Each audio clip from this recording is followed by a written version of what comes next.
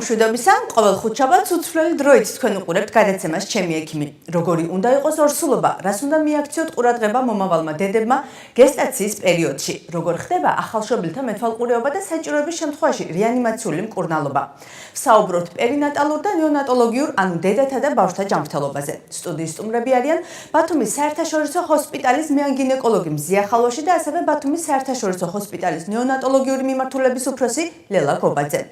სამშობლოებსა ხალბატონო მზია, ხალბატონო ლელა, ძალიან დიდი მადლობა რომ ხართ ჩემი გადაცემის სტუმრები. მე ვიცი რომ გქონდა ძალიან ძიმე და დატვირთული დღე და მიუხედავად ამისა რომ საღამოს შევხვდით ამ სტუდიაში ერთმანეთს, ეს მართლა ძალიან სასიამოვნოა.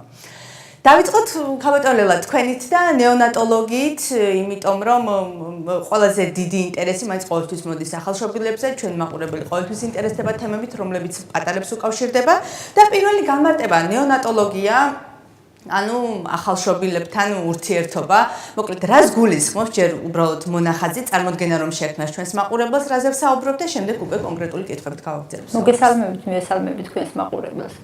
ნეონატოლოგია ბერძნული სიტყვარი, ნეო ახალს ნიშნავს ნატალ დაბადებას და ლოგოს მოძღვრებას. ანუ ნეონატოლოგია ეს არის მეცნიერება, რომელიც მთლიანად შეისწავლის ახალშობის თავისი ფიზიოლოგიითა და ავადმყოფობებით. ეს მოიცავს 0-დან 28 დღეს, რომელიც ასევე დაყოფილია ადრეულ და გვიან ნეონატალურ პერიოდებად, ეს არის 0-დან 7 დღემდე. ადრეული ნეონატალური პერიოდი და გვიანი ნეონატალური პერიოდი 7-დან 28 დღემდე. ასევე ნეონატოლოგია მოიცავს ნაყოფისა და ახალშობილზე მოქმედ გარემო ფაქტორებს, დაავადებას, მკურნალობას, დიაგნოსტიკასა და პრევენციას. პრინციპში ნეონატოლოგები ხართ პირველი რგოლი, რომლებიც ახალშობილებს იბარებთ და მეტიც თქვენ იქნება ეს ფიზიოლოგიური მშობიარობა თუ საკეისრო კვეთა მონაწილეობთ მოკლედ გინეკოლოგებთან ერთად აი ამ ბავშვის დაბადების პროცესში, ხო? რამდენად მნიშვნელოვანია თქვენი ჩართულობა ამ მშობიარობის პროცესში, რას აქცევთ ყურადღებას და როდის იწყება უკვე თქვენი პასუხისმგებლობა, თუ შეიძლება ასე ვთქვათ? დაბადების მომენტიდან იწყება ჩვენი პასუხისმგებლობა, დაბადების მომენტიდანვე ჩვენ ვყოფილობთ ამ ახალშობილებებს. ახალშობილებს ფიზიოლოგიური ახალშობილები აუცილებლად დედის მკერდზე თავსდებიან დაბადების შემთხვევაში, თუ კი საკეისრო კვეთა არის, ამ შემთხვევაში მამას უწვენთ დედის მაგივრად გულმკერდზე, რათა ადაპტაცია გაცილებით უფრო ადვილად გაიარონ, ვიდრე სხვა შემთხვევაში, რადგან დედა საკეისრო კვეთაზეა ამ შემთხვევაში. ადაპტაცია ტემპერატურასთან, გარემოსთან ძალიან მნიშვნელოვანია ამ ახალშობილების. და ზოგადადაც მოკლედ თანამედროვე მსოფლიო მედიცინაც აღიარებს ხო აი ამას, რომ ძალიან თვითონ პატარისთვისაც განწყობებისთვის გარკვეული ხასიათის ჩამოყალიბებაშიც თამაშობს ეს ერთგვარ პოზიტივს ხო? მოკლედ ყველაზე დიდი პრობლემა რაც ახალშობილებს უკავშირდება, ეს არის დღენაკლულობა, დამეთანხმებით ალბათ, არ ვიცი, ყოველ შემთხვევაში რამდენიც მე გავეცანი ლიტერატურას, ასე არის ხოლმე, რომ ყველაზე მეტად სირთულებს აწყდებით მაშინ იმ ახალშობილებთან თუ კი რაღაცა არის შვიდთვიანი თუ რა მნიშვნელობა აქვს დღენაკლული პატარა ხო, რამდენიმე კვირის და ასე შემდეგ. ძირითადად რა ტიპის პრობლემებით იბადებიან ხოლმე და რა ტიპის პრობლემები იჩენს თავს აი ამ დროს? დღენაკლობა არის ძირითადი მთავარი პრობლემა მთელ მსოფლიოში. დღენაკლობის მრავალი მიზეზი არსებობს. დღენაკლობას აქვს თავისი ხარისხები ასევე. მინდა გითხრათ, რომ დღენაკლულად ითვლება ახალშობილი, რომლის გესტაციური ასაკი წარმოადგენს 37 კვირაზე ნაკლებს და წონა 2500 გრამზე ნაკლებს და მინდა გითხრათ აქვე, რომ ცოცხლადშობილად ითვლება ახალშობილი, რომლის გესტაციური ასაკი არის 22 კვირაზე მეტი და 500 გრამზე მეტი. ასევე დღენაკლული და ფიზიოლოგიური ახალშობილი რადიკალურად განსხვავდებიან ერთმანეთისაგან. ეს არ არის ამ შემთხვევაში ექიმის თვალი რომ შეამჩნიოს ეს. დღენაკლი ახალშობილი მორფოფუნქციურად უმწიფარია, სუსტად ყვირის, გარდა ამისა კანის ფიზიოლოგიური თავისებურებები გააჩნიათ, კანი არის მთლიანად ყინღლით დაფარული, ასევე გაშლითი პოზა აქვს, მისი კუნთთა ტონუსი და რეფლექსები არის შესაბამისად დაქვეითებული. ასევე ვიტალური პარამეტრებიც ნაკლები. კი ბატონო, ჩვენ აი თავისებურებებზე უფრო ვრცლად ვისაუბრებთ ხალბატონ ლელა აუცილებლად და ყველა ალბათ ყველა ახალშობილში იქნება ეს დღე, ყველა დღენაკლულ ახალშობილში ალბათ არ არის ყველაფერი ერთად თავმოყრილი, ხო შეიძლება ინდივიდუალურია ძალიან ალბათ ეს მახასიათებლები, მაგრამ აი ამ დღენაკლობაზე როდესაც ვსაუბრობთ ხალბატონო მზია, ალბათ არის ქალის ჯანმრთელობაზე ძალიან ბევრი დამოკიდებული და იმაზე, როგორი დაიბადება ბავშვი, რა განაპირობებს ანადრეულ მშობიარობას და ასე შემდეგ.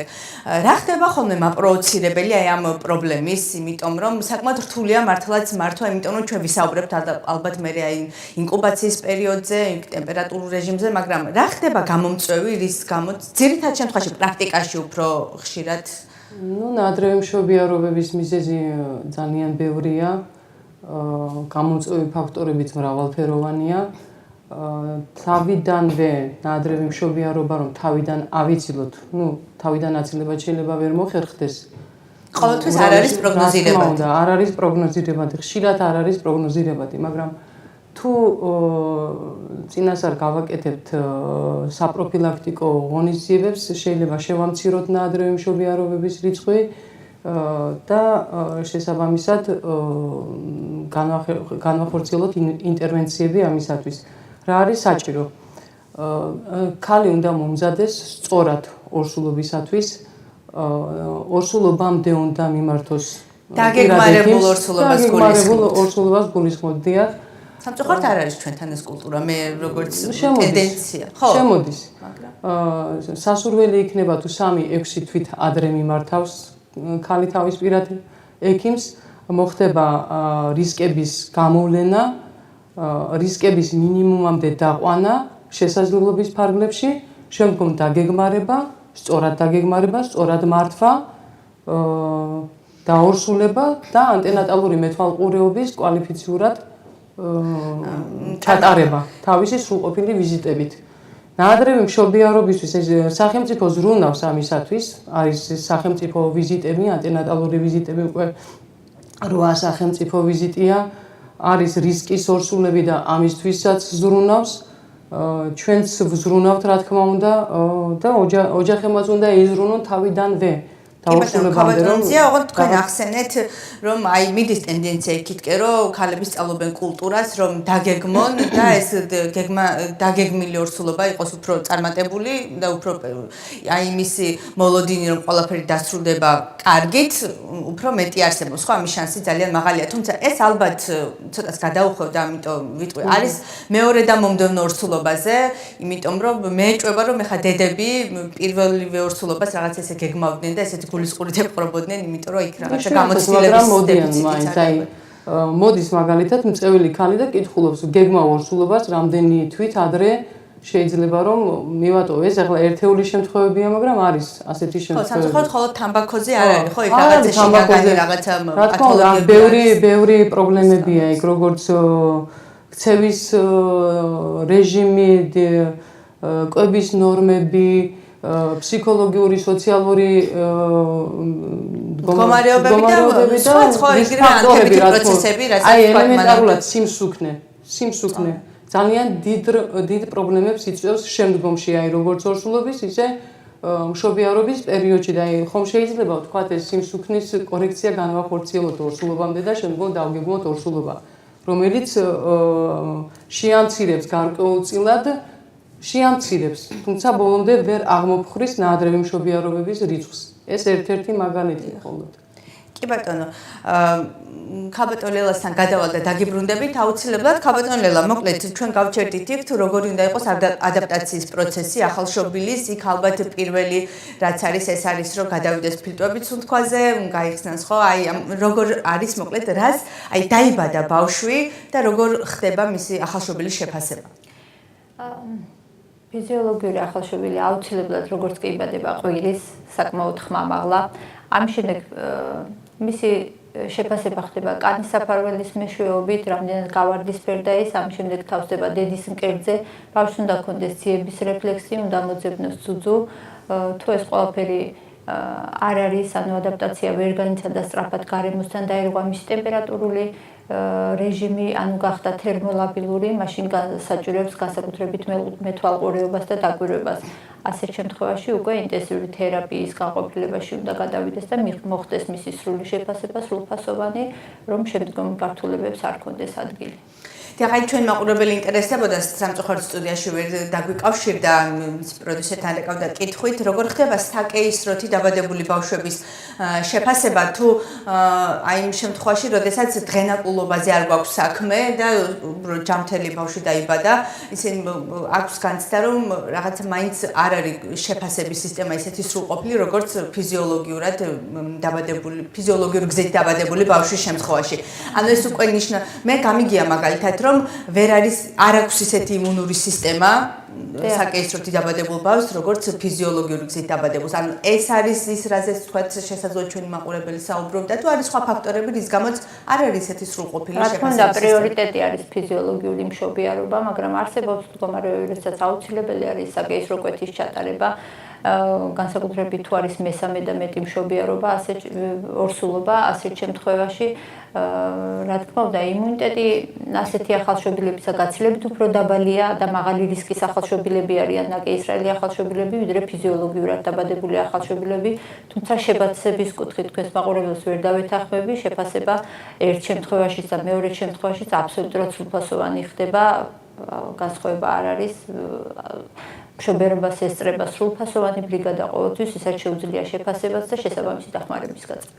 კი ბატონო, და აი ის რომ ამოვწუროთ ადაპტაციის პროცესი, აი, როდესაც არის დარღვევა, აი ადაპტაციის რას ექცევა ამ დროს ხოლმე ყურადღება, იქ გულისცემის სიხშირეს, თქვათ სუნთქვის სიხშირეს, თუ ასე შემდეგ. ადაპტაციის დარღვევის შემთხვევაში აუცილებლად გასათვალისწინებელია სხვადასხვა რისკ ფაქტორები, მათ შორის ანამნეზიც.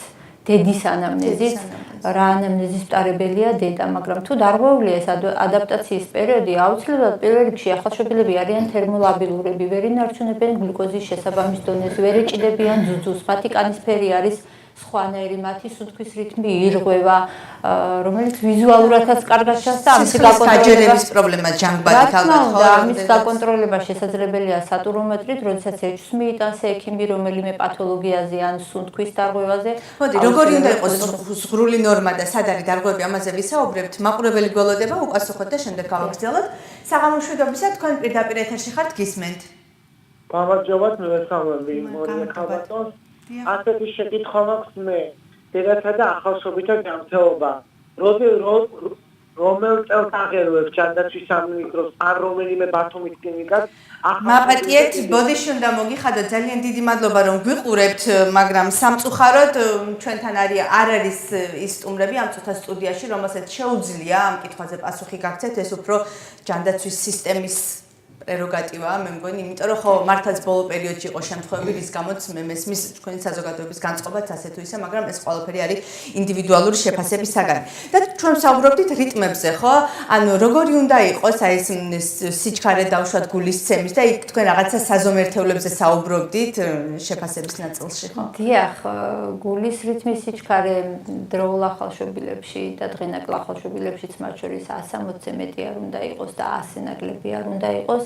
უკვე როდესაც გულისცემის რიტმი არის 60 ნაკლები, მაშინ უკვე რეანიმაციული ღონისძიებების, სერიოზული რეანიმაციული ღონისძიებების ჩატარება არის აუცილებელი.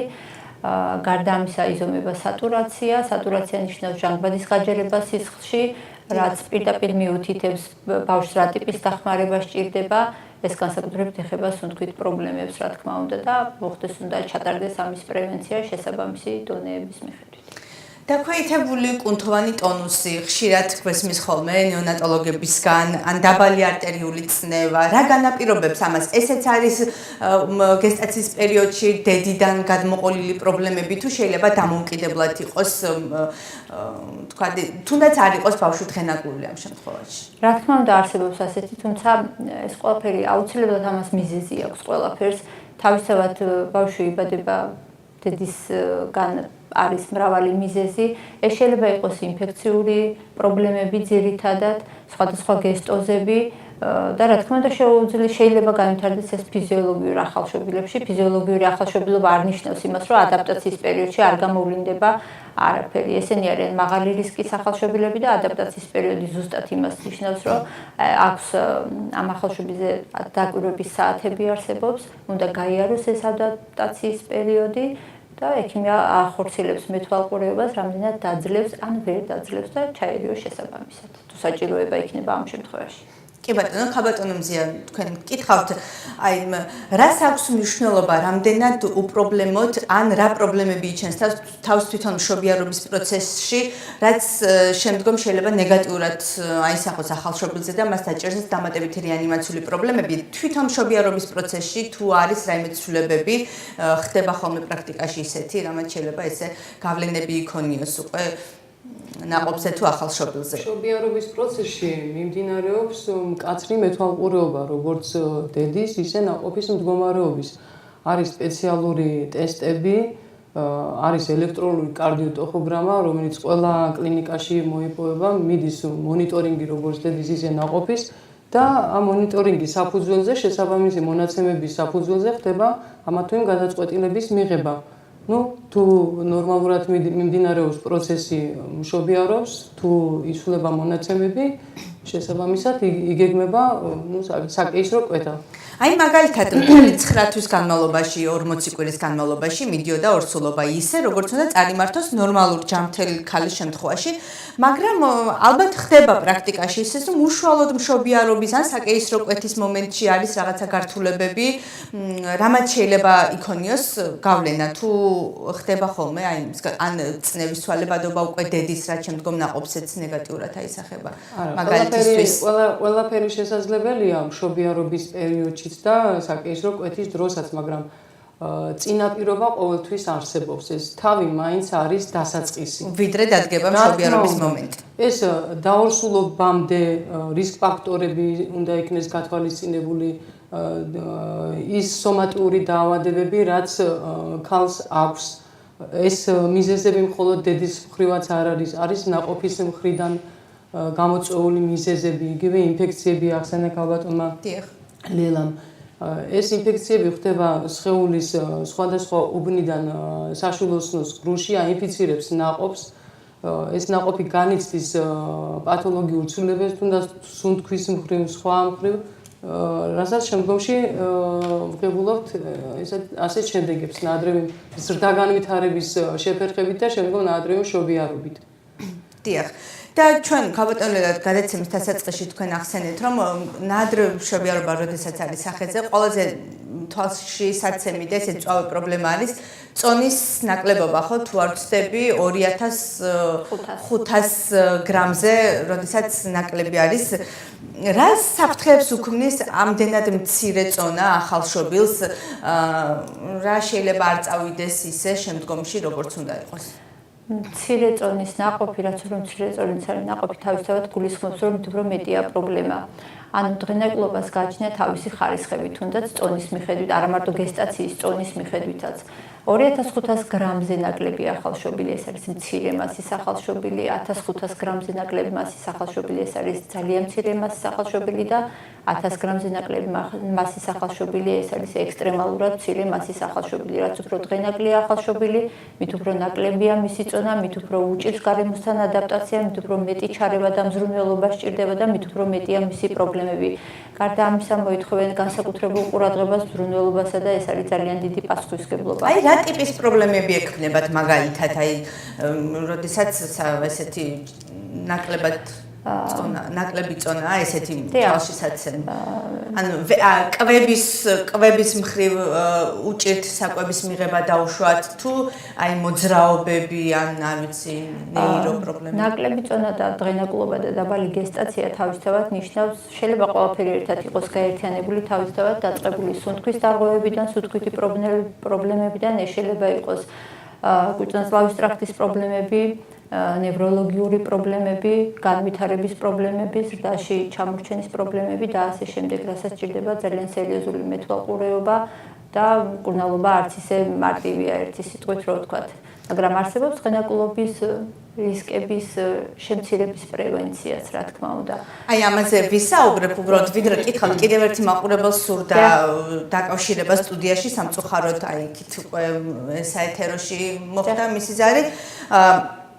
აქვს ამბობს რომ რა უფრო უმჯობესია, ანუ ქაბატონი ამბობს რომ როდესაც 7 თვის არის ნაყოფი, როდესაც იბადება თუ როცა 8 თვის არის უკვე ნაყოფი, იმიტომ რომ შემთხვევაში ქაბატონი ამბობდა რომ მე მსმენია რომ უფრო საშიშია 8 თვიანი ბავშვი დაიბადოს ვიდრე 7 თვის ასაკში. ანუ აქვს რეალურად მცდარია თუ რამდენად ლოგიკასთან არის ახლოს მინდა გითხრათ რომ ეს არის მითი რომ 7 თვიანი ახალშობილი ჯობია 8 თვიანს ეს მეც გამიგია და ყველას გაუგია, მაგრამ მინდა დაგარწმუნოთ რომ ეს ასე არ არის, რაც უფრო მაღალი გესტაცია არის ახალშობილისთვის, შესაბამისად მაღალი წონარი და ნაკლები რისკებია, ანუ უფრო მიახლოებულია ფიზიოლოგიასთან, ეს ნიშნავს ამას.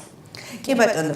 და ყველაზე ოქრო სტანდარტი და რაც მედიცინაში გამოგონებულა, მე მგონი დღენაკლული ბავშვებისთვის ეს არის ინკუბატორი, ხო? ინკუბაცია, ეს მოთავსება, რითაც უზრუნველყოფთ როგორც ბავშვის ტემპერატურის შენარჩუნებას, სითბოს, ყველაზე მთავარი პრინციპი ეს არის, ხო? მე მგონი ტემპერატურული რეჟიმის დაცვა, რაც მიახლოებულია დედის მუცელთან. ხო, აი აქ როგორ ხდება მოკლედ განთავსება, მართვა და მხოლოდ ინკუბაციაც არ არის, ხო? ყველაზე მთავარს ვერ ვიტყოდი, მაგრამ ერთ-ერთი ძალიან მნიშვნელოვანი რგოლი არის ინკუბატორი, ანუ კუვეზი, ეგრეთ წოდებული. ინკუბატორი ეს არის დედის საშვილოსნოსთან მიახლოებული გარემოს შექმნა მაქსიმალურად, სადაც შესაძლებელია გესტაციისა და ასაკის მიხედვით პაციენტზე მორგება ტემპერატურული რეჟიმისა და ტენიანობის რეჟიმისა. გარდა ამისა, ინკუბატორში ახალშობილი არის შიშველი, ადვილად ხორციელდება მისი მონიტორინგი და შეიძლება ეს იყოს ტრანსპორტირების ყველაზე კარგი საშუალება საჭიროების შემთხვევაში. აორტისა და ფილტვის არტერის დამაკავშირებელი სისხლძარღვების დახურვაც არის ყველაზე ხშირად, როგორც მე მსმენია მედიკოსებისგან და სხვა დროსაც დაახლოებით იგივე თემებზე ყოფილა ამ სტუდიაში საუბარი და სპეციალისტებსაც ალბათ დაეთანხმებით თქვენ კოლეგებსაც, რომ ეს არის ერთ-ერთი მწვავე პრობლემა. რამდენად სარისკოა და რა ღონისძიებებს ატარებთ იმისთვის, რომ ეს ბალანსი იყოს აღდგენილი ან არ დაირღვას? ღია არტერიული სადილანური იხურება დაბადების შემდეგ, შეიძლება მოგვიანებითაც დაიხუროს, მაგრამ შეიძლება გახანგრძლივდეს მისი დახურვა და ეს ნამდვილად დიდი პრობლემა არის, შეიძლება ეს იყოს სიცოცხლესთან შეუთავსებელიც. ასეთ დროს, როდესაც რისკები არსებობს ამისა, აუცილებლად ხორციელდება ეხოსკოპიის გადაღება, შემდგომ კარდიოლოგის ჩართულობა არის ამ მომენტში და თუ კი შესაძლებელი არის, რა თქმა უნდა, კონსერვატული მკურნალობა, ანუ მედიკამენტოზური მკურნალობა ვირთვებით, მედიკამენტებით, მაგრამ არის სამწუხაროდ ესეთი მდგომარეობებიც, რომლებიც კარდიოქირურგიულ ჩარევებს მოითხოვს და ამ შემთხვევაში, რა თქმა უნდა, პაციენტთან და კლინიკასთან შეთანხმებით აუცილებლად ხორციელდება პაციენტის რეფერალი სპეციალურ კლინიკაში, მაგრამ ეს ფიზიოლოგიურ ახალშობილებში არის ახალი დანერგილი, ამას ქვია გულისთან დაყოლილი პათოლოგიების სკრინინგი, რომელიც ყოველ დაბადებულ ახალშობილთან ხორციელდება და ეჭვის გამოვლინის შემთხვევაში უკვე მივდივართ ეხოსკოპიაზე და გადის შემდგომ ეტაპებს საჭიროების მიხედვით. მე მგონი ეს ძალიან მნიშვნელოვანი მიღწევა მედიცინაში, იმიტომ რომ ძალიან ბევრი ახალშობილი შემდგომ უკვე ვლინდებოდა ესათვის პათოლოგიები. რამ შეიძლება შეუშალოს ხელი მუცლად ყოფნის პერიოდში ნაყოფის ზრდა განვითარებას? არის იქ ალბათ გარკვეული ვირუსებიც, ინფექციებიც, ეს მავნეჩვეები და ცხოვრების წესზე ჩვენ უკვე ვისაუბრეთ, უფრო ისეთი სერიოზული რიგში ინფექცია, აი როგორც აღნიშნე, ეს ინფექციები, რომელიც ხდება დედის სხვადასხვა უბნიდან საშვილოსნოს ღრუში, იწვევს ზრდა განვითარების შეფერხებას. ნაყოფის გენეტიკური ანომალიები ესეც იწვევს პრობლემებს შემდგომისთვის, მცირეწყლიანობა, მრავალწყლიანობა. აი ამის დაბალანსება შესაძლებელია ხაბატონო მზია, რომ მორცლობის პერიოდში იყოს აი ის არ იყოს ან მცირეწყლიანობა, ან ჭარბწყლიანობა, იმიტომ რომ მე მაგალითად ხშირად გამიგონია საახლობლოში, რომ აი რაღაცა ძილის წინ ბევრ წყალს არ დავლებო, მაინც რაღაცა გამეცდება დამოკიდებული და მითები. მითებია ეს ყველაფერი. ხო, ან როგორ შეიძლება დავიზღვიოთ თავი, ან თქვენი რჩევა თუ არის ხელოვნურად ან პრეპარატების, მედიკამენტების დახმარებით, აი ამის არიდება თავიდან შესაძლებელი, რომ არ განვითარდეს ჭარბწყლიანობა, ან თუნდაც თავიდანვე შესაძლებელია თუ აი სკრინინგი ტარდება მაგალითად პირველ ტრიმესტრში ჟარდის ბაქტერიოლოგიური გამოკვლევა, თუ ამოითესა ინფექცია, უნდა ჩატარდეს შესაბამისი მკურნალობა. ვაკეთებთ 35-37 კვირაზე გამოკვლევას, ნაცხის ბაქტერიოლოგიურ გამოკვლევას ვაკეთებთ და შესაბამისად უტარდება მკურნალობა. ჩვეულებრივად პროტოკოლით მოწოდებული ღონისძიებები უნდა ჩატარდეს საპროფილაქტიკოდ, რომ შემდგომში თავიდან ავიცილოთ, ბოლომდე ვერ ავიცილებთ მაინც, მაგრამ რაღაცა დონით შევამცირებთ აი ამ რისკებს. სწორად ჩატარებული მკურნალობით ავიცილებთ რისკებს. რეზუსვარყოფითი ჯგუფის მქონე ქალბატონები, ესეც არის აი მაყურებლის კითხვა, დიახ, რაღაც განსაკუთრებულ ყურადღებას საჭიროებენ ალბათ, რა არის ამ დროს მნიშვნელოვანი, რომ რაღაცა ის გარკვეული საფრთხეები, რასაც ელოდებით ხოლმე, რომ შეიძლება რა რისკებს ელოდებით ხოლმე ამ შემთხვევაში, რა შეიძლება ყველაზე უარესი შედეგი დადგეს, როდესაც რეზუსვარყოფითი გვაქვს ხეზე ქალბატონი არის აი ამ ჯგუფის მატარებელი და როგორია ამ შემთხვევაში პრევენცია? აბსოლუტური პრევენცია ალბათ არ არსებობს ამას. პრევენცია არ არსებობს, მაგრამ ტარდება აქაც ვიზიტების დროს სინჯები, ისაზღვრება ანტისხეულები, შესაბამისი ანტისხეულები 28 კვირაზე კეთდება ანტირეზუს იმუნოგლობულინის შემდგომი ორსულობის პრევენციისათვის და მშობიარობის შემდგომ პერიოდშიც კეთდება ანტირეზუს იმუნოგლობულინი. შემდგომი ორსულობის დროს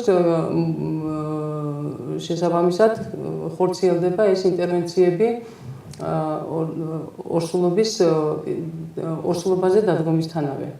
კი ბატონო, ჩვენ რეკლამის დროა გადაცემაში ხალბატონ მზია, მაგრამ ვიდრე რეკლამაზე გავალთ, ხალბატონ ლელას ვკითხავ, როდესაც დედა არის რეზუსვარყოფითი და აი დაიბადა ნაყოფი, აი ამ ნაყოფში თუ იკვლევთ არის რაიმე, რასაც განსაზღვრავთ აუცილებლად, იმიტომ რომ დედიდან შეიძლება რაღაცა ვინაიდან იყო რეზუსვარყოფითის მატარებელი, რაღაცა ბავშვზე გადმოვიდეს გარკვეული რისკები. რა თქმა უნდა, თუ არის შეუთავსებლობა ნაყოფისა დედის ჯგუფობრივი და შეუთავსებლობა ამ შემთხვევაში ბილირუბინს ვაბარებთ. აი ეგრეთ წოდებულს, თუ საჭიროა ხდება შემდგომი, თუ მაღალია ეს ციფრები, ხორციელდება მისი შემდგომი მკურნალობა და ბავშვებს შესაძლებელია დედებს ამ შემთხვევაში უბრალოდ იმუნოგლობულინის თუ გეგმავს რა თქმა უნდა შემდგომ ორსულობას. ამ დროს აი ძუძუთი ყვება რამდენად მიზანშეწონილია. მიზანშეწონილია ნებისმიერ შემთხვევაში. ესეც მითია, რაც არსებობს მოკლედ გავრცელებული.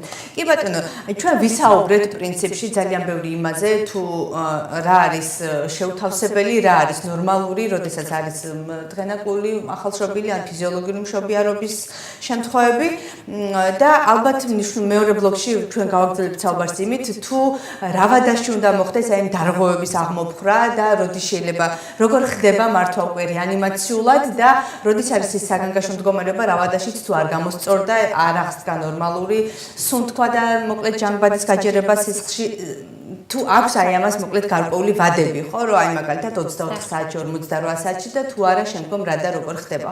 გავაგრძელებთ რეკლამის შემდეგ საუბარს. ჩემი ექიმი დროს რეკლამას უთმობ, სულ რამდენიმე წუთში დავბრუნდებით და გველოდეთ.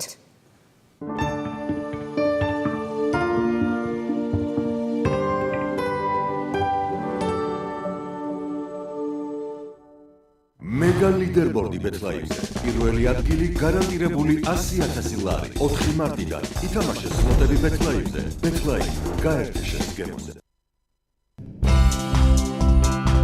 შეფასი ადალით თავაზობთ უმაღლესი ხარისხის სტამბოლში დამზადებულ ხის, რკინის და MDF-ის კარებს. შეგიძლიათ შეიძინოთ საძინებლის და აბაზანის კარი, ასევე რკინის კარი MDF-ის, ლამინატის ან უბრალოდ შეღებილი ზედაპირით. ყველა კარს მოყვება შესაბამისი აქსესუარები. ადალით თავაზობთ ასევე ლამინატებს.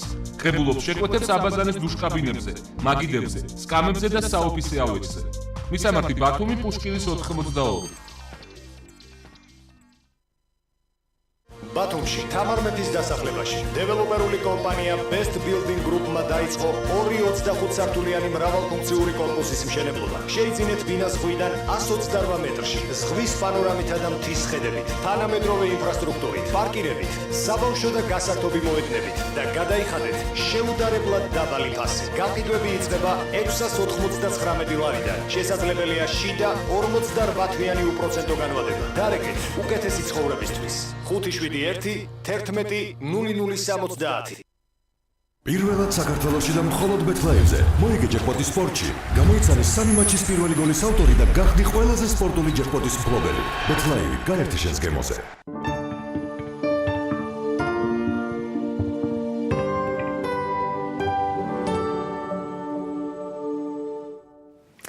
ჩემი ექიმი რეკლამის შემდეგ ისევ პირდაპირ ეთერში დღეს დედათა და ახალშობილთა ჯანმრთელობაზე საუბრობთ გადაცემის სტუმრები არიან ბათუმის საერთაშორისო ჰოსპიტალის მეან-გინეკოლოგი მზია ხალვაში და ასევე ბათუმის საერთაშორისო ჰოსპიტალის ნეონატოლოგიური მიმართულების უფროსი ლელა გობაძე. გავაგრძელებ მოკლედ ხალბატონს ლელა საუბარს ისევ თქვენით დავიწყებ. მოკლედ აი ვისაუბრეთ იმ პრობლემებზე, რაც შეიძლება ახალშობილებში განვითარდეს. არის თუ არა განსაზღვრული ვადები, რა ვადაშიც მოკლედ უნდა გამოსწორდეს ეს მდგომარეობა, აღდგეს ნორმალური სუნთქვის რიტმი, გაჯერდეს თქვათ ფილტვი თუ სისხლის ჟანგბადით და ასე შემდეგ იმ პათოლოგიები, რაზეც ჩვენ ვისაუბრეთ და როდის დგება უკვე საგანგაშო მდგომარეობა, აი რომ დაირღვა ეს ვადები, თუ აი ამ ვადაში ამ შედეგს ვერ მივაღწევთ და უკვე მძიმდება მდგომარეობა და გადავდივართ დაუშვათ რეანიმაციაში. ფიზიოლოგიურ ახალშობილს ადაპტაციის პერიოდი აქვს სადღაც 4-6 საათი. ავადაში თუ ეს ყველაფერი არ ალაგდება, დაუშვათ სუნთქვის დარღვევები ამ შემთხვევაში აუცილებლად ინტენსიურ თერაპიაში უნდა მოთავსდეს. მაგრამ რაც შეეხება სხვა ვადებს კონკრეტულად, როცა დარღვევები არის სუნთქვის რიტმის, ან მაგალითად ინფექცია გამოვლინდება თუ კუჭნაწლავის სხვადასხვა პრობლემები თუ ნევროლოგიური დარღვევები, აი ამას ვადა არ აქვს. სამწუხაროდ ახალშობილები არიან აბსოლუტურად არაპროგნოზირებადი ადამიანები, რომლებთანაც შეიძლება მოწმენდილცაზე ესე ვთქვათ დაირღვეს და ძალიან გაფუჭდეს და გართულდეს რაღაცები და ძიმე პაციენტებთან გამოსწორდეს. ანუ აქ არ გვაქვს მუდმივი სტაბილურობის შეგრძნება. დღეს შეიძლება იყოს ყველაფერი ნორმალურად, ხვალ შეიძლება შეიცვალოს, ამიტომ ესენი არიან არაპროგნოზირებადი პაწაწუნები ბავშვები.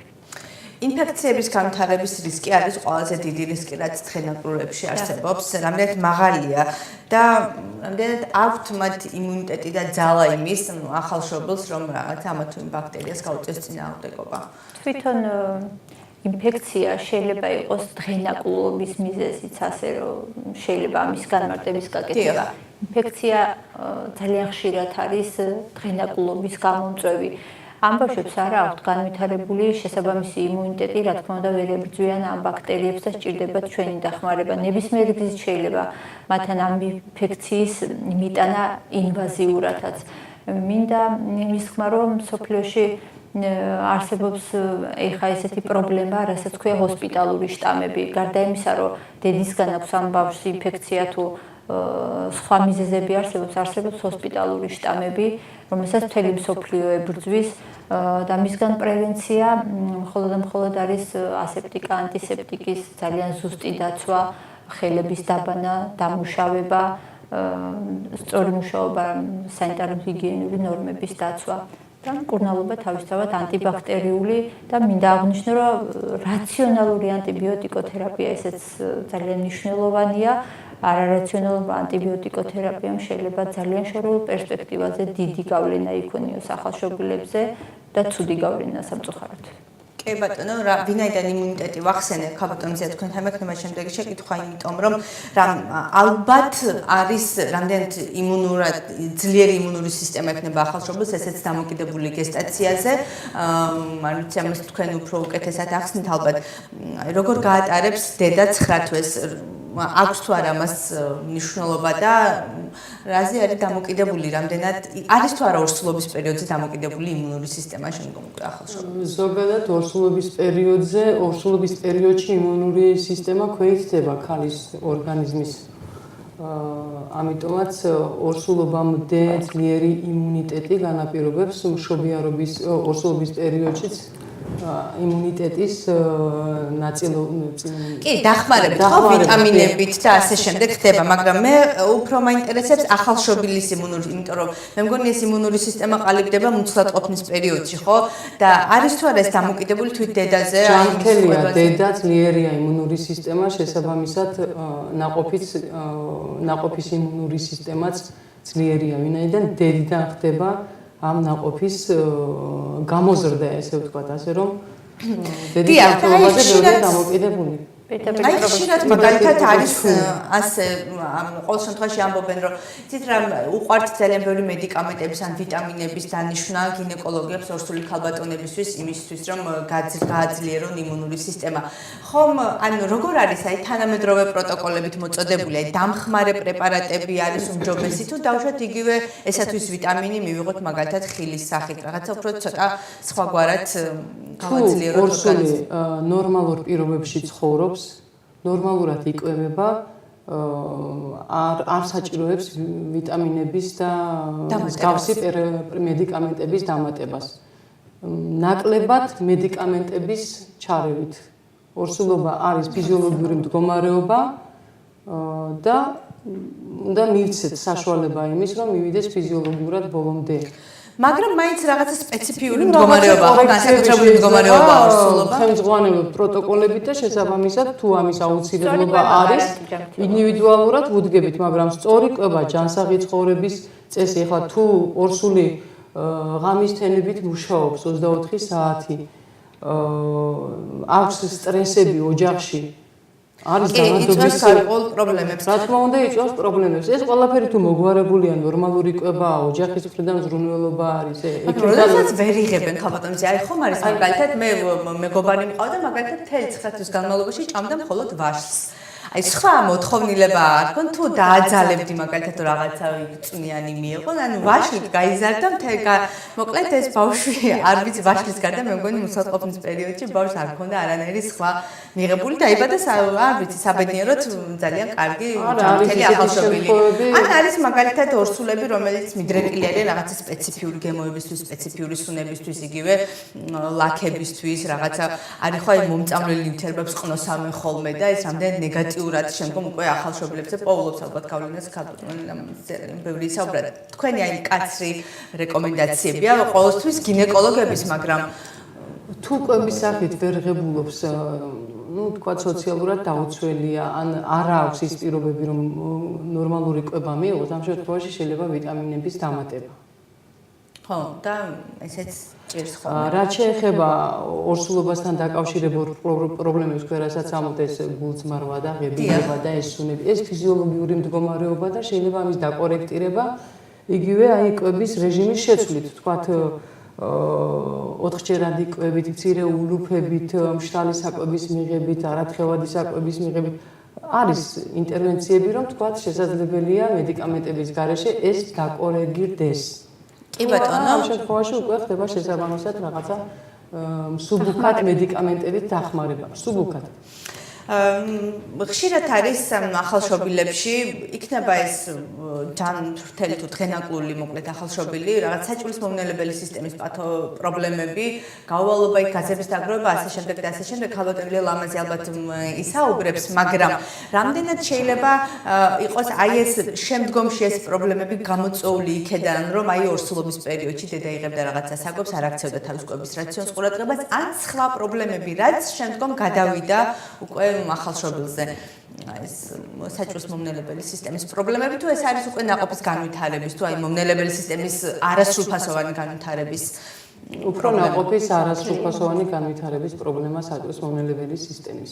აი რა გესტაციის რა ეტაპზე ყალიბდება ეს საჭმლის მომნელებელი სისტემა და როდის არის აი მნიშვნელოვანი ყურადსაღები რომ არ გამოგვეპაროს ამ კუთხით, მაგრამ პრობლემები თუ შეიძლება ამის თავიდან არიდება. აი მაგალითად ორსულობის მე-7 თვეში ყალიბდება დაუშვათ აი საჭმლის მომნელებელი სისტემები, როგორც მე ნამხედველობა ვითარდება სხვადასხვა ასაკზე ორსულობის. აი ასეთი მდგომარეობა თუ არის, როდესაც მაგალითად ორსულობის აი ამ კვირაზე უნდა მივაქციოთ ყურადღებას დედის კვებას, მდგომარეობას, ჯანმრთელობას, რომ შემდგომ არ არსებობს ესეთი.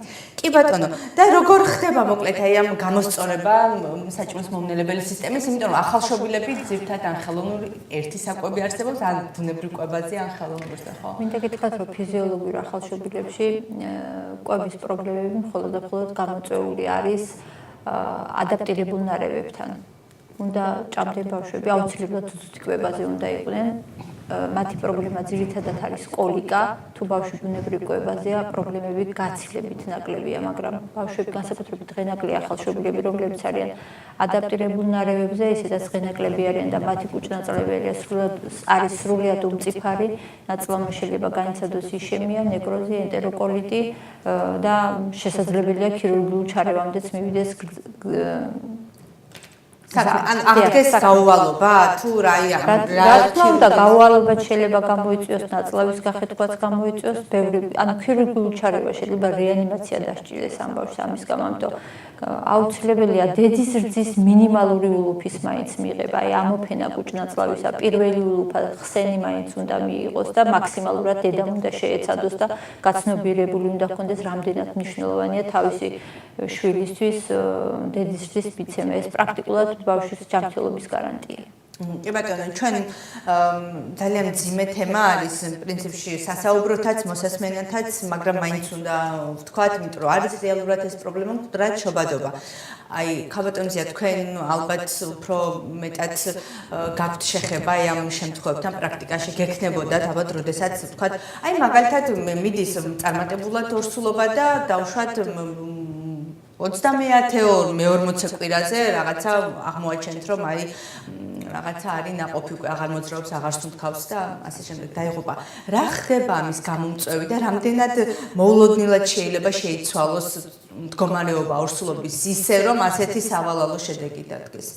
რა ხდება ხოლმე ამის გამომწვევი? ზოგადად ტრაგედიაა, როგორც ქალისთვის, ისე ახლობლებისთვის და არანაკლებად ექიმისთვის. ექიმისთვის შეიძლება უფრო დიდი ტრაგედიაც იყოს, იმიტომ რომ ექიმს უწევს ახსნა პირველად ექიმს უწევს ახსნა თუ რა მოხდა და უნდა გაუბონოს. შეიძლება ექიმი არც იყოს ამ შემთხვევაში მიზეზი, ექიმით გამოწვეული არ იყოს მიზეზი და მას უწევს ამის ახსნა განმარტების. ეს სტრესია როგორც ქალისთვის, ისე პერსონალისთვის. ახლა გამოწვევი მიზეზები უმრავლეს შემთხვევაში უცნობია. თუმცა არის ისეთი მიზეზები, რომელიც ცნობილია იგივე სამიანო გართულებებით გამოწვეული მიზეზები, პლაცენტის აცლა, სისხლდენა, ნაყოფის პრობლემებით გამოწვეული მიზეზები, გენეტიკური ანომალიები. აი, ხალბატონზია, შესაძლებელია პროგნოზირება, რომ შესაძლოა აი რაღაც, ანუ ყველა შემთხვევაში შეიძლება არა, მაგრამ არის თუ არა ის გამონაკლისის შემთხვევები, როდესაც თქვათ, შეგიძლიათ პროგნოზირება, რომ თქვენ გაქვთ აი ესეთი პრობლემა, რომ შესაძლოა ვიყოთ უძლურები და შესაძლოა რაღაც ვადაზე ნაყოფი დაიღუპოს, მაგრამ აკეთებდით მაქსიმალურს იმისთვის, რომ პროგნოზირება შეუძლებელია. არც ამის წინასწარი მარკერები არ არსებობს, რომ განისაზღვროს მკვდრად შობადობის პროგნოზი და თუ არის მარკერები ნაკლებად ღირებული. უბრალოდ უნდა გაკეთდეს აქცენტი რისკებზე. თუ რა რისკის მატარებელია კონკრეტულ შემთხვევაში კონკრეტული ორსული. აი, რა რისკი თამაშობს მაინც უფრო გადამწყვეტ როლს ამ შემთხვევაში? პირველ რიგში თუ მის ანამნეზში იყო დაფიქსირდა ერთი მკვდრად შობადობა, შემდგომი ორსულობის დროს არის კვლავ მაღალი რისკი მკვდრად შობადობის. ანუ ეს არის რაღაცა ანთებითი პროცესები, ის მანამდე დაუშვათ არსებული რაღაცა გინეკოლოგიური ინფექციები, ვირუსები, თუ ყველაფერი, როგორც აი, ყველაფერი ბევრია გამოწვევი მიზეზები, აი დაწყებული, თუნდაც ბანალური შეიძლება ჩვენ ისე უდგებოდეთ ესე ან მწეველობას და არასასურველი მედიკამენტების მიღებას, დაწყებული აქედან დამთავრებული სომატიური დაავადებებით, როგორც დიაბეტი, ჰიპერტენზიული დაავადება, ფარისებრი ჯირკვლით გამოწვეული პრობლემები, ანტიფოსფოლიპიდური სინდრომი, იდიოპათიური დაავადებები და შესაბამისად უცნობი ეთიოლოგიის მიზეზით გამოწვეული მკვდრად შობადობა.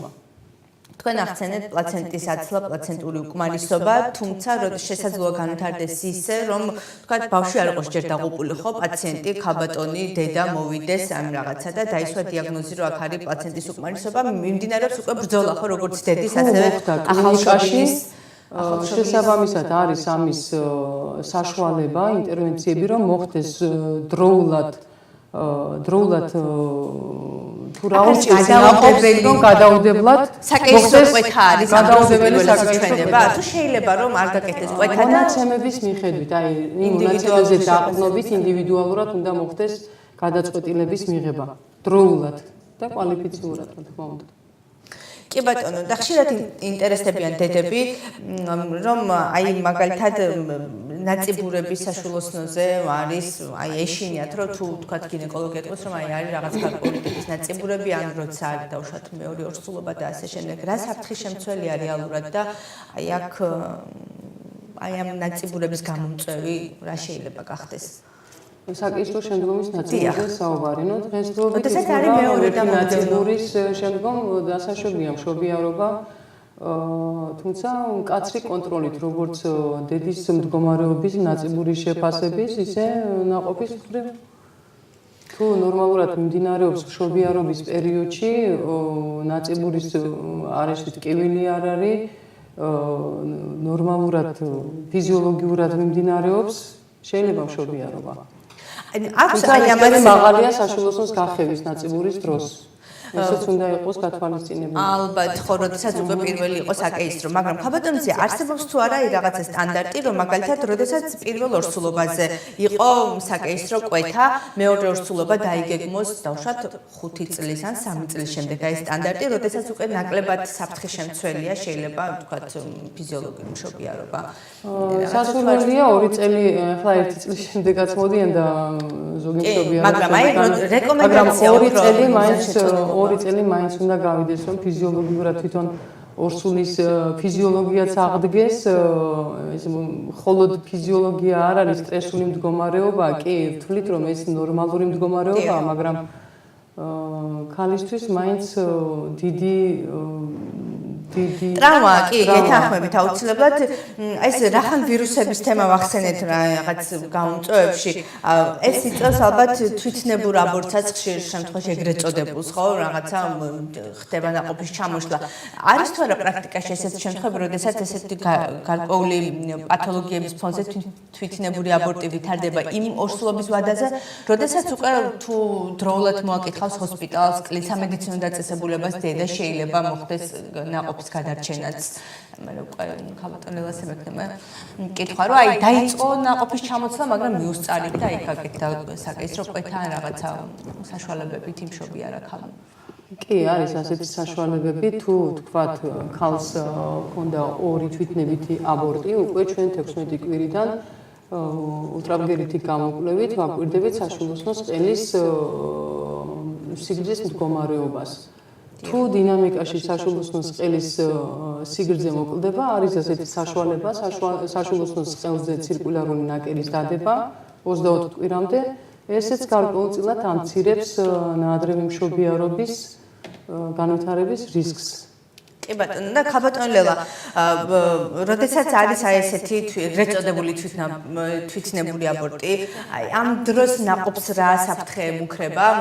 ყველაზე მთავარი საფრთხე ეს არის, რომ შეიძლება დაიღუპოს, მაგრამ აი იქ დავშვათ ცოცხალია მოვიდა დედა და შესაძლებელია გადარჩენა, მაგრამ იქ რაღაცა დაინფიცირება, იქ რომ რაღაცა თქვათ სისხლის მოხვედრა ან ყელის ღრუში თუ თქვათ მოკლედ ხო თქვენი როლი და თქვენი ყურადღება მივაქციო იმას, რომ ამ დროს აუცილებელი არის ორსული ქალი მოხდეს სწორ ადგილას, იმას გულისხმობ, რომ ზუსტად იმ სტაციონარში მოხდეს, სადაც ამ სერვისის მიწოდება არის შესაძლებელი. ჩვენი კლინიკა სწორედ ასეთია. ანუ ეს არის სახელმწიფოს მიერ მონიჭებული მესამე დონის სერვისების კლინიკა, მიმწოდებელი, სადაც შესაძლებელია როგორც პათოლოგიური ორსულობის მართვა, გართულებული შემთხვევები, ასევე დღენაკლული ახალშობილების ყველაზე მძიმე მდგომარეობების მართვა. ამ პრობლემების გამკლავება ერთადერთი მხოლოდ თუ კი არის კარდიოქირურგიული ან ნეიროქირურგიული პრობლემები ხდება რეფერალი მხოლოდ მაგ შემთხვევაში და რა თქმა უნდა არის შესაძლებელი მათი დახმარება გამომდინარე გესტაციიდან, წონიდან, მდგომარეობის მიხედვით. სამწუხაროდ დღეს არის ტენდენცია არსებობს ასეთი სიტუაცია, რომ ყველა ახალშობილი სამწუხაროდ ვერ გადარჩება, რაც უფრო ღრმადღენაკლია ახალშობილი, მით უფრო მაღალი რისკის მქონეა ის და სამწუხაროდ ყველას გადარჩენა არ არის შესაძლებელი, თუმცა ჩვენ გაგვიზრდია 600 და 500 გრამის ახალშობილებით ძალიან კარგი ნევროლოგიური გამოსავლით და კი, ხშირად გვესმის ეს ხოლმე და აი საინფორმაციო სამსახურების ყურადღების ცენტრშიც ექცევა ხოლმე, რომ აი ამ რამდენიმე გრამის, თქვა 9 კილოსაც არ იწონის ხშირად ან რაღაცა 600 გრამს იწონის ახალშობილი და ეს ძალიან ხშირად არის მე როგორც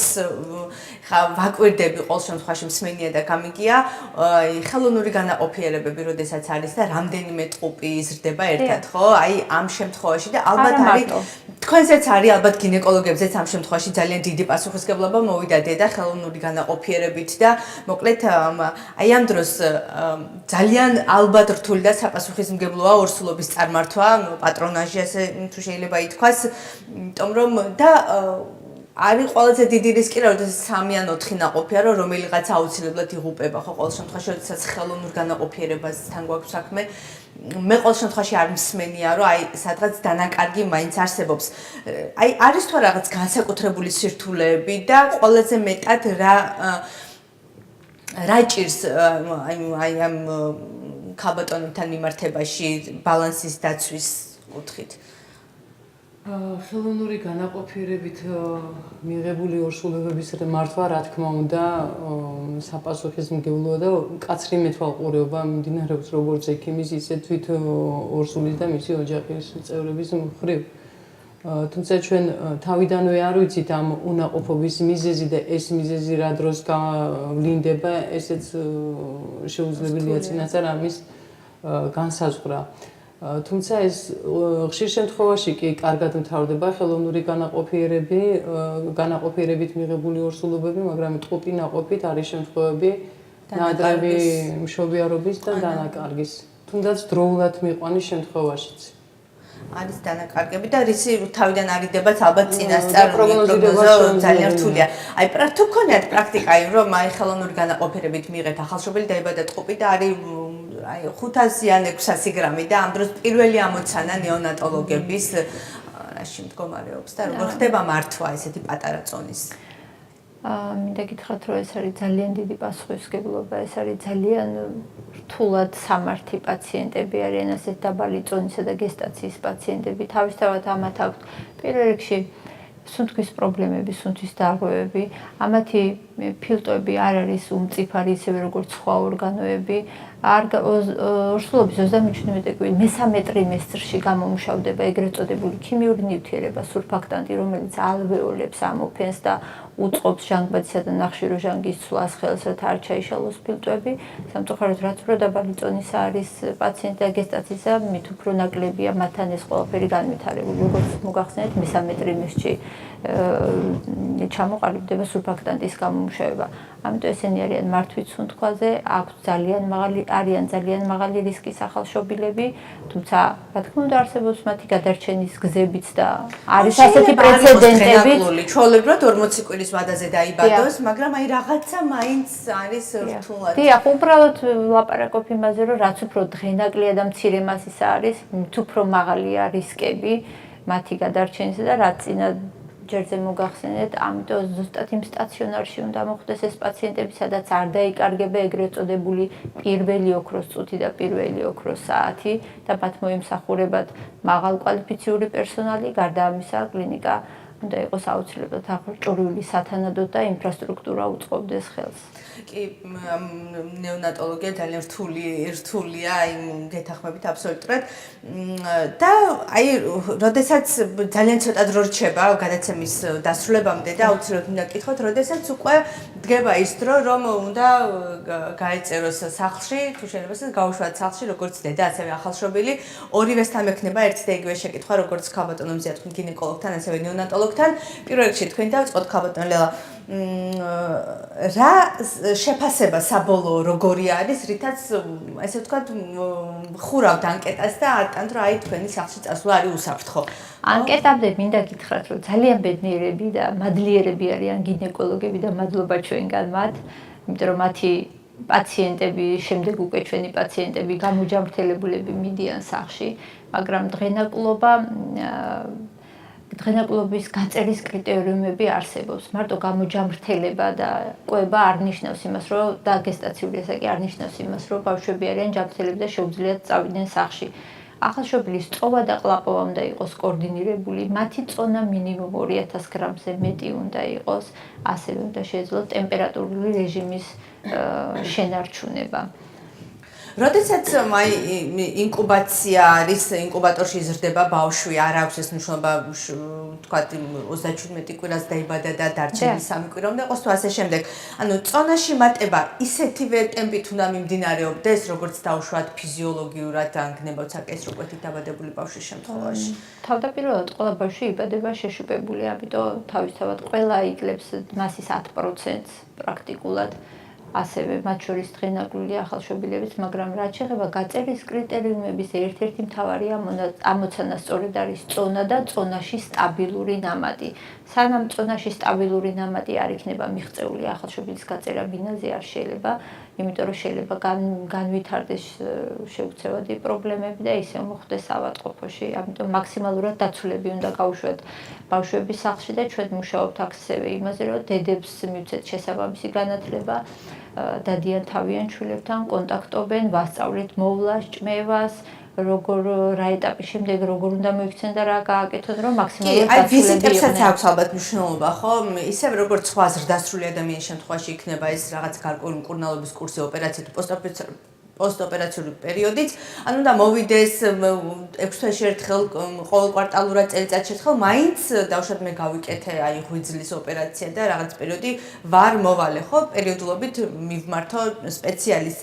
აი ამ შემთხვევაში როგორ არის, როდესაც იგივე დღენაკულებს ეგნებავთ, საუბრობთ, გაეწერა, დასტაბილურდა, აი შემდგომი ვიზიტები. პაციენტებს როდესაც უშვებთ, უკვე აღარ არის დღენაკული, იმას შეუძლია ესენი არიან რამოდენიმე გრამიდან უკვე სრულყოფილი პაციენტი და უფრო არის პედიატრების, უფრო კი არა, ეს არის პედიატრების კომპეტენცია და ოჯახის ექიმების კომპეტენცია, თუმცა გამომდინარე იქიდან რა გზა აქვთ გავლილი ამ ახალშობილებს, ყოველთვის ცდილობენ რომ რაღაც მომენტებში მაინც მოგმართონ ჩვენ, ურჩევნიათ და ნუ ჩვენ რა თქმა უნდა ვეხმარებით ამაში. ბუნებრივია და ქალბატონო მზია თქვენით და დავასრულებ გადაცემას, მოკლედ როგორი უნდა იყოს დედის მდგომარეობა განსაკუთრებით ოპერაციების შემდგომ, რომ იყოს ჩათვალოთ, რომ არის უკვე უსაფრთხო და მისი ბინაზე გაწერა უკვე აღარ უკავშირდება რისკებს. ნუ ეგ შემდგომ რა შეიძლება განვითარდეს, ეგ რაც არაპროგნოზირებადი ამას არ ვსაუბრობ, მაგრამ არის ალბათ გარკვეული პროტოკოლები, რითაც ხელმძღვანელი. რა თქმა უნდა, თუ გემოდინამიური მონაცემები ნორმის ფარგლებშია,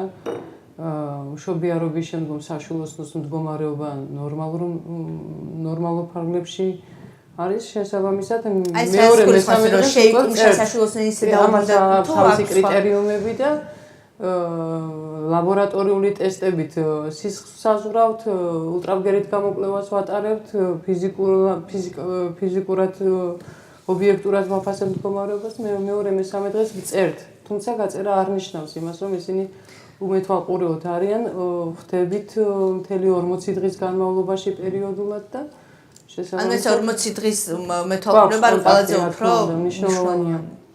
გაწერიდან 1 კვირის შემდგომ და გვაქვს ესე კონტაქტი თუ რისკის მატარებელია, რა თქმა უნდა, ამ შემთხვევაშიც. იქ არ მოხდეს სისხლის ჩაქცევა, ხო, არ ვიცი გინეკოლოგები რაღაცა ხდება ხოლმე პროცესებითი პროცესები მიმდინარეობს. კი ბატონო, ძალიან დიდი მოკლედ მამაზე რომ ვისაუბროთ ახლა როგორც ნეონატოლოგიაზე, გინეკოლოგიაზე, მე მგონი 1 საათი არაფრით არ გვეყოფა, იმიტომ რომ ამაზე ყველაფერს თავი დავანებოთ. ერთადერთი პესიმისტური განწყობით რომ არ დავასრულოთ, დღენაკულებიც არიან წარმატებულები და გენიოსები, ხო ასეა? თავარი კარგად. კი, ნამდვილად თავარია იყოს რაღაცა არ განვითარდეს ისეთი უკვე შედეგები არ დადგეს, რამაც შეიძლება ვეღარ გამოსწორდეს მდგომარეობა. ჩვენგან გაწერილ პაციენტებს და საკმაოდ წარმატებით კარგად არიან. წარმატებებს გისურვებთ, მე გისურვებთ რომ ყველა პაციენტი და დედა და ახალშობილი რომელსაც მიიღებთ და დაიბადება იყვნენ ჯანმრთელები და ნაკლები ნერვიულობა, მოკლედ ესე სამსახურში ჩემი სურვილია ასეთი.